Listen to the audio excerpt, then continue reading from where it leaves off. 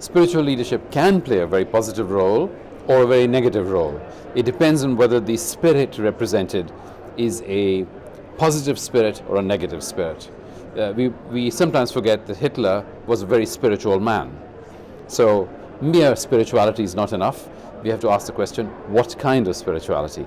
And is the spirituality private, or is it really being exercised in a systematic way through the organization? But if the spirit is right, and if it is being used in the best possible way through the structures of the organization, through the policies and processes of the organization, that is really what could, and in many cases is, making an impact. Because the values of the global system are what? The values of the global system that we have are, first of all, speed of growth.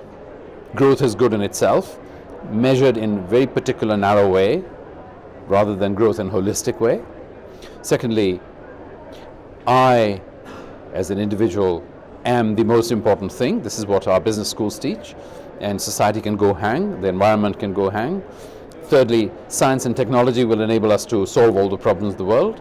These are the kinds of values that are represented by the global system, and we need to ask questions about them, because I think it's fairly clear that these kinds of values, growth for its own sake, defined in a narrow way, individualism, lack of concern for society, lack of concern for the environment, these are not values that are going to get us anywhere. So religious leaders need to graduate to understanding the nature of religiosity represented by global capitalism, and then they need to learn to confront it, and global leaders need to be willing to be humble enough to see the negative sides of their own religiosity, the values that they represent, which are negative values largely, and to be able to come to terms with the positive values that are represented by religions in the essential sense of that word.